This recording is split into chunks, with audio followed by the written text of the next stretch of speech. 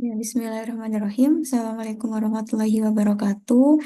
Teman-teman, perkenalkan nama saya Yuli Puspita Devi. Eh, Pertama, saya mau menyampaikan selamat teman-teman sudah mau membuka video ini. Artinya teman-teman sudah ada niat ya untuk menyelesaikan skripsi teman-teman. Dan di sini saya harap dengan video ini bisa membantu teman-teman untuk memberikan opsi yang lebih mudah dalam menyelesaikan skripsi teman-teman semua. Oke, jadi di sini saya akan sharing tentang studi ekologi, teman-teman. Nah, studi ekologi ini adalah sebuah penelitian yang dimana penelitiannya itu menggunakan data yang sudah dipublikasikan. Jadi kita tidak perlu mengambil data secara langsung, kita tidak perlu eh, melakukan perizinan untuk menggunakan data seperti itu. Jadi kita bisa menggunakan data yang sudah dipublikasikan. Artinya, data ini berupa data laporan. Nah, data laporan ini biasanya yang kita tahu pasti bukan berupa data individu, karena kalau data individu itu ada identitas-identitas yang harus dijaga kerahasiaannya. Nah, makanya data yang dipublikasikan ini lebih kepada unit analisisnya adalah agregat, yaitu sekelompok individu, misal satu desa, atau misal kecamatan, kabupaten kota, provinsi, dan lain sebagainya. Jadi unit analisisnya adalah desa, kecamatan, kabupaten kota, provinsi itu bisa. Nah, seperti itu ya teman-teman. Terus studi ekologi. Nah, gimana sih untuk melakukan studi ekologi? Nah, kalau yang kemarin saya juga sempat dampingi itu kita bisa yang pertama kita menentukan sumber datanya dulu nih. Nah, sumber data itu macam-macam ya teman-teman. Nah, kemudian kita pilih topik yang sesuai, kemudian input dan analisis data, kemudian kita interpretasikan hasilnya. Nah, yang pertama ini untuk menentukan sumber data, itu kita tentukan mau pakai laporan apa nih gitu. Kalau mau yang terbaru itu ada Survei Kesehatan Indonesia tahun 2023. Nanti kita akan coba, apa namanya, akan coba saya sampaikan tahap-tahapannya secara real gitu ya. Kemudian bisa juga pakai profil Indonesia. Mungkin teman-teman juga sudah familiar, pakai riset kesehatan dasar juga bisa. Jadi ini adalah laporan-laporan yang sudah publish, bisa diakses di internet gitu ya teman-teman. Nah itu langkah pertama. Kemudian langkah kedua, nanti setelah teman-teman itu sudah dapat nih sumber datanya gitu kan, sudah dapat laporannya. Nah lalu teman-teman cek di daftar isinya, itu ada topik apa aja sih gitu. Terus teman-teman tuh mau meneliti apa dan ini saran saya juga disesuaikan dengan peminatan teman-teman dan juga apa ya yang bisa dijangkau juga sama dosen pembimbing gitu topik-topiknya. Nah, kalau sudah menentukan topiknya, nanti kan terus kita tahu tuh ada tabel hasil topik tersebut. Misal diare gitu ya, itu kan berarti ada proporsi diare atau misal depresi, ada proporsi depresi gitu. Nah, tapi jangan teman-teman ya yang depresi gitu. Nah, itu teman-teman di-input datanya bisa di Excel, bisa di SPSS. Saran saya langsung di SPSS saja nggak apa-apa. Nah, kemudian dianalisisnya bisa menggunakan uji korelasi. Kalau datanya numerik. Tapi kalau nanti setelah data numerik itu teman-teman kategorikan, maka bisa pakai chi-square. Nah, tergantung pada analisis yang mau kita pakai. Nah, kalau uji korelasi, karena datanya numerik, maka kita perlu lakukan uji normalitas terlebih dahulu. Apabila datanya berdistribusi normal, maka kita pakai uji korelasi Pearson. Tapi kalau datanya tidak normal, maka kita pakai uji korelasi Spearman. Nah, itu langkah ketiga, kemudian langkah keempat, ya ini ada typo. Langkah keempat adalah kita interpretasikan hasilnya. Kalau nilai p-value-nya ternyata kurang dari 0,05, artinya H0 ditolak. Berarti ada hubungan. Kalau p-value-nya lebih dari 0,05, artinya H0 diterima atau tidak ada hubungan. Kemudian kita juga bisa lihat nilai korelasinya. Apabila positif, artinya hubungannya searah. Tapi kalau nilai korelasinya itu negatif, maka hubungannya berlawanan arah. Nah, besar korelasi juga kita bisa lihat semakin mendekati nol, maka nilai R-nya semakin lemah. Namun semakin mendekati satu, maka nilai R-nya semakin kuat.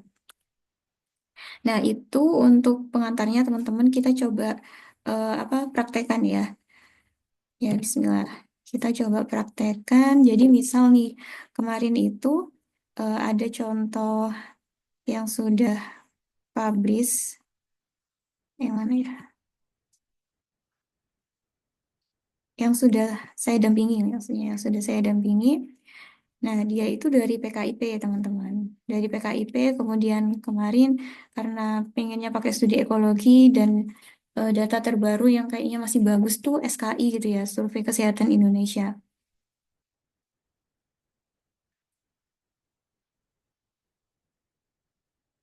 Bentar, saya coba stop share dulu ya. Nggak tahu ini soalnya ini masuk apa enggak.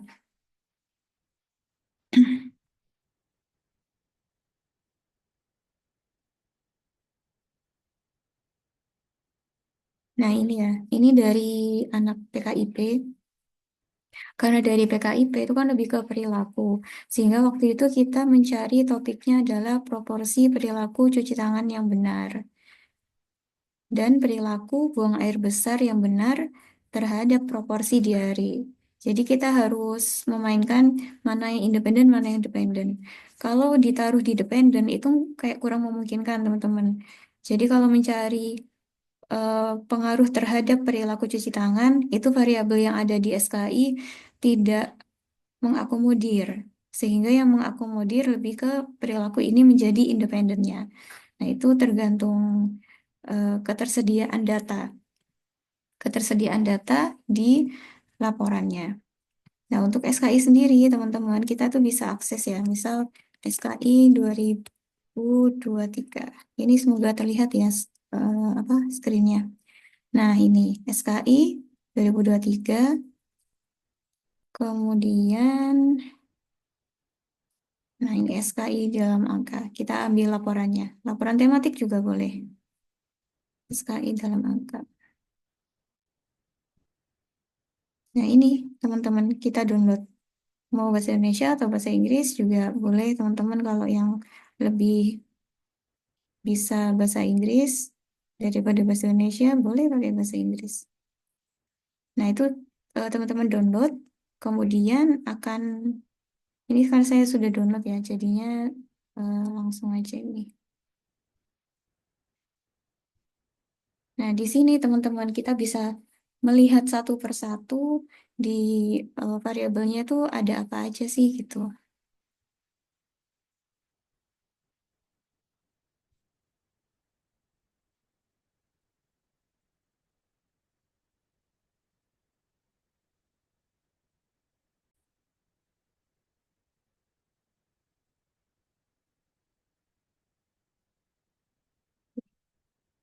Nah, di sini coba saya scroll lagi.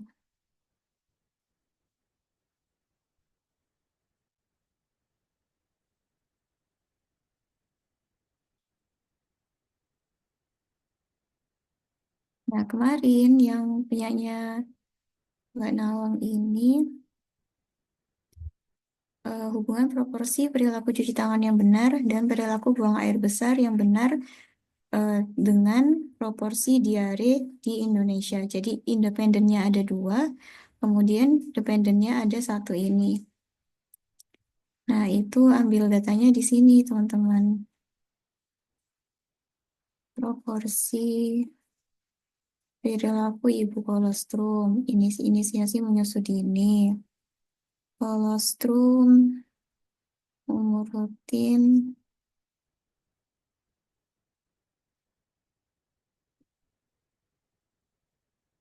diet minimal, status gizi, hewani.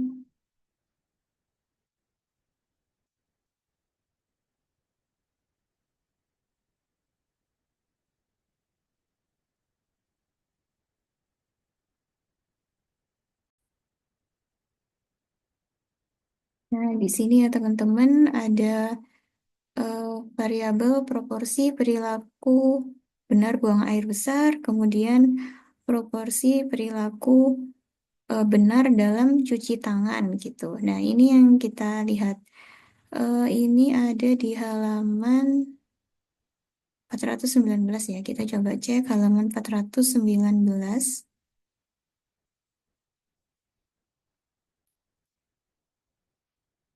Ini filenya sangat besar ya, jadi agak lama. 380.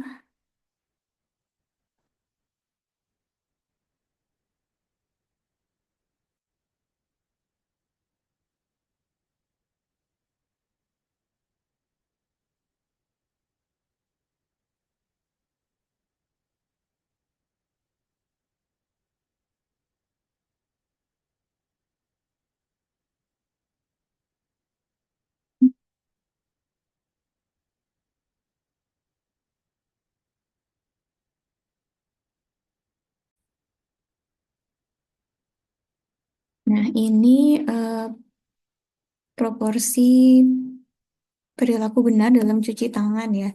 Halaman 419. Nah, di sini teman-teman, di sini kita punya masing-masing provinsi itu berapa sih persentase perilaku benar dalam cuci tangannya kayak gitu.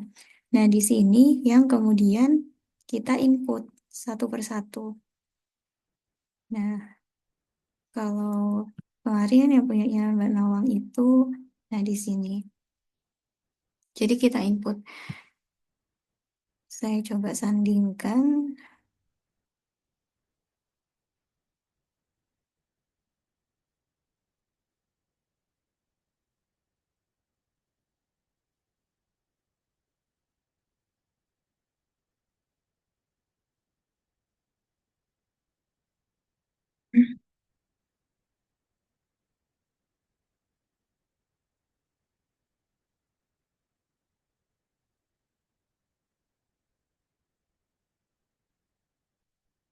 Nah, ini ya.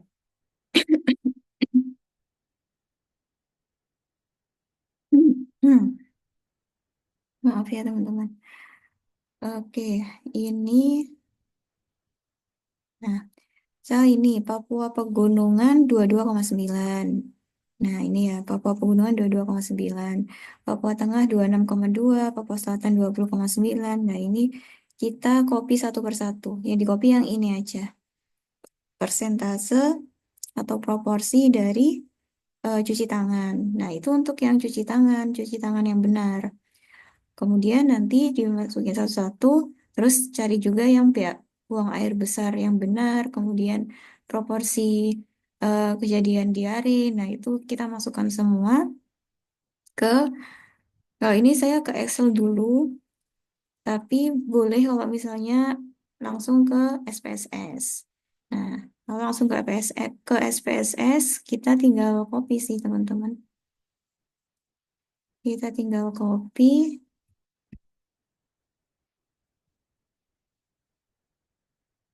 Nah, ini SPSS-nya masih kosong ya. Kita copy aja di sini di data view, pilih data view, habis itu di sini kita copy. Oke, kemudian kita copy lagi yang angka semuanya. Buang air besar, cuci tangan, dan diare. Kita copy di sini. Oke, ini variabelnya masih belum ada nama, jadi kita beri nama dulu di variabel view di bawah ini. Kemudian ini kita kasih nama nomor, kemudian di sini provinsi, kemudian di sini buang air besar, kemudian cuci tangan. Jadi untuk nama variabelnya nggak boleh ada spasi ya. Buang air besar, cuci tangan, sama di hari itu sendiri. Nah, sudah teman-teman. Kita sudah input data. Nah, setelah input data, kita akan analisis. Nah, untuk analisis, kita cek dulu distribusinya, apakah normal atau tidak. Nah, caranya, pilih non-parametric test, legacy dialog, pilih non-parametric test, legacy dialog, kemudian one sample Kolmogorov-Smirnov, kemudian kita masukkan semua variabelnya, kemudian kita pilih OK. Nah, teman-teman, ternyata di sini yang normal cuman cuci tangan. Yang diare sama BAB tidak berdistribusi normal sehingga kita pakainya korelasi Spearman. Kalau misal di sini semuanya lebih dari 0,05 berarti dia berdistribusi normal, baru kita pakainya korelasi Pearson. Tapi karena di sini ada yang kurang dari 0,05, jadi kita pakainya korelasi Spearman. Caranya analyze, kemudian correlate, kemudian bivariate. Kemudian kita masukkan semua variabel, nggak apa-apa langsung. Nah ini ya, kalau distribusinya normal, p-value-nya lebih dari 0,05, kita pakainya Pearson ini. Tapi karena tadi ada yang khususnya yang diare ya, diarenya sudah nggak normal, eh, p-value-nya kurang dari 0,05, maka kita pakainya Spearman ini. Ini nggak usah dicentang, nggak apa-apa. Kemudian kita pilih oke. Nah, ini hasil analisisnya teman-teman. Sudah muncul. Jadi cara bacanya adalah kita lihat di kolom diare ya, kolom diare. Kemudian independennya adalah buang air besar yang benar dan cuci tangan yang benar. Nah, untuk variabel buang air besar yang benar, ternyata nilai p-value-nya kurang dari 0,05. Artinya ada hubungan antara buang air besar yang benar dengan kejadian diare, dengan proporsi diare. Kemudian untuk nilai R-nya dulu ya. Nilai R-nya adalah minus 0,562. Nah, artinya kalau minus berarti berbanding terbalik. Berarti semakin tinggi buang air besar yang benar, maka semakin rendah proporsi diare di provinsi. Kayak gitu. Jadi sesuai ya sama teorinya bahwa semakin semakin tinggi buang air besar yang benar itu, maka semakin rendah proporsi diare. Nah, N38 ini adalah jumlah provinsi kita. 38 provinsi. Kemudian yang di sini ya cuci tangan. Cuci tangan ini eh, juga signifikan karena p-value-nya kurang dari 0,05. Kemudian nilai R-nya juga negatif, berarti berbanding terbalik. Jadi ada hubungan cuci tangan dengan proporsi diare, di mana semakin tinggi cuci tangan yang benar, maka semakin rendah proporsi diarenya. Seperti itu. Oke, itu hasilnya teman-teman. Kita sudah sampai interpretasi. Sekarang kita coba mungkin lihat bareng-bareng ya punyanya Mbak Nawang. Nah, ini punyanya Mbak Nawang yang sudah dibuat kemarin teman-teman. Nah, ini ya. Di sini saya mungkin memberi catatan di ini latar belakang bisa teman-teman buat tujuan, manfaat, oh sih, abstrak.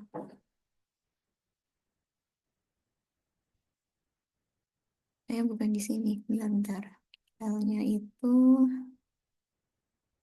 ini. Ini yang sudah saya beri masukan.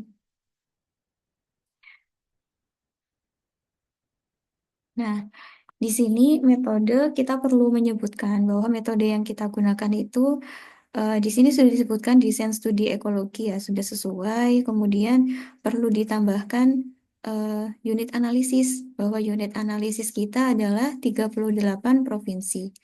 Kemudian sampel penelitian ini sebetulnya nggak perlu juga nggak apa-apa, karena kita tidak melakukan sampling, tapi kita menggunakan data yang sudah dipublikasikan. Data dari laporan yang sudah dipublikasikan, kemudian kita olah seperti itu. Jadi kalaupun mau ada sampel itu adalah yang dipakai ini ya sampel sumber data. Jadi misal SKI kita ceritakan sampelnya SKI itu seperti apa, populasinya seperti apa, cara pengambilan sampelnya SKI itu seperti apa. Tapi bukan sampel penelitian kita gitu ya. Tapi adalah sampel sumber data. Kemudian misal mau Riskesdas, nah itu kita juga bisa ceritakan yang Riskesdas gitu. Terus di sini Nah, di sini variabel penelitian kita tulis lengkap ya, teman-teman.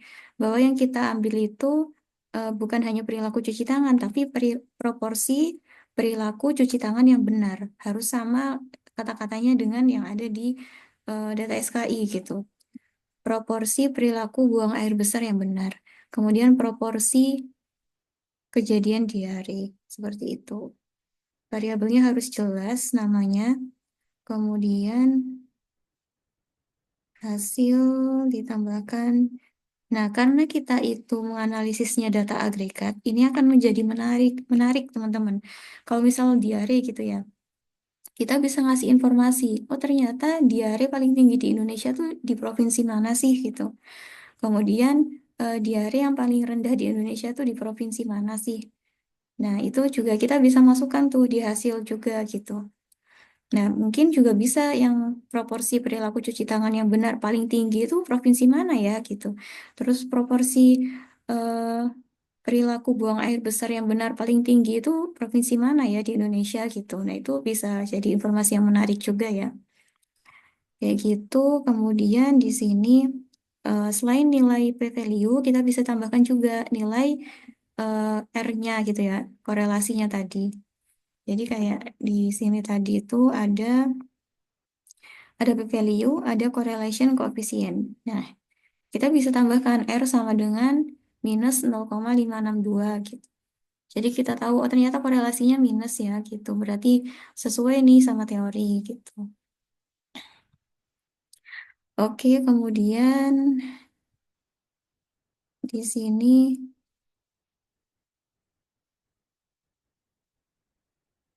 nah terkait dengan definisi operasional, nah ini variabel harusnya proporsi perilaku cuci tangan yang benar. Harusnya seperti itu ya variabelnya. Kemudian definisi operasionalnya ini pastikan sama aja dengan yang di SKI gitu. Di SKI itu mendefinisikan ini apa? Biasanya ada penjelasannya di laporan itu. Jadi kalau ini Depkes 2009 sebaiknya sesuai dengan yang ada di SKI. Kemudian di sini, nah ini di analisis data itu eh, masih kurang tepat ya, karena Karena tadi di abstrak kita tahu pakainya uji korelasi, tapi ini di sininya pakainya uji Kaiser. Kalau misal uji Chi-square, teman-teman harus mengkategorikan dari data numerik tadi. Jadi data-data numeriknya itu dibuat kategori.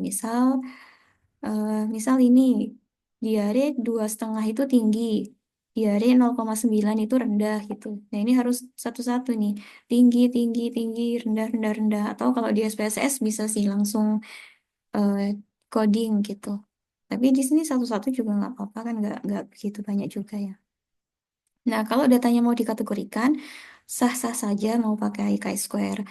Tapi karena di punya Mbak Nawang ini bukan dikategorikan sebetulnya, makanya kurang tepat kalau pakai chi-square. Harusnya ya korelasi seperti itu. Oke, kemudian ini ANOVA tabel nggak perlu sih sebetulnya. Ya, ANOVA ini nggak perlu. Biasanya ANOVA ini untuk hasilnya juga nggak sesuai sih ini penulisannya. Jadi kalau ANOVA itu dia bisa dua hal, bisa untuk hubungan dan pada kategori yang lebih dari dua, atau bisa juga untuk melihat asumsi dari regresi linier gitu. Nah, tapi eh, itu terlalu sulit lah. Nggak usah teman-teman sih kalau saran saya ya. Sampai sini aja nggak apa-apa sampai korelasi. Nah, kemudian di sini Mbak Nawang sudah bagus ya. Di sini sudah menggambarkan eh, proporsi diare setiap provinsi. Nah, sudah dibuat grafiknya gitu. Mungkin teman-teman nanti bisa buat grafik yang lebih eye-catching. Nah, di sini, nah sayangnya di sini tuh ditulisnya di pembahasan ya. Harusnya tulisnya di hasil. Kalau menurut saya sih taruhnya di hasil karena ini merupakan eh, apa data yang diolah hasilnya itu seperti apa. Gambarnya adalah gambar yang diolah. Seperti itu teman-teman ini punyanya Mbak Nawang. Pembahasan kesimpulan. Coba kita cek ya kesimpulan. Nah kesimpulan. Nah ini di sini disebutkan wilayah dengan kejadian diare paling banyak ditemukan di Provinsi Papua Pegunungan. Nah ini ada kesimpulannya di sini harusnya kan di hasil juga ini ya. Di hasil kan juga muncul gitu bahwa kejadian dari paling tinggi ini di Papua Pegunungan, bukan di pembahasan gitu munculnya. Oke, kemudian terdapat hubungan antara perilaku cuci tangan yang benar dengan kejadian diare. Kemudian terdapat hubungan antara perilaku buang air besar dengan kejadian diare di Indonesia. Nah, ini boleh akan lebih baik kalau redaksi variabelnya lengkap ya. Jadi, proporsi perilaku buang air besar yang baik dengan proporsi kejadian diare di Indonesia tahun 2023. Seperti itu. Ya, itu sih mungkin teman-teman, saran dan lain-lain. Oke. Ya, saya kira itu ya teman-teman eh, sa- untuk penyusunan bab 1 sampai bab akhir. Yang penting itu sebetulnya datanya itu tadi ya. Mungkin kalau misalnya teman-teman ada pertanyaan, ada yang mau didiskusikan, silahkan teman-teman dengan senang hati. Monggo untuk bisa menghubungi Bu Muti nanti em, enaknya gimana gitu.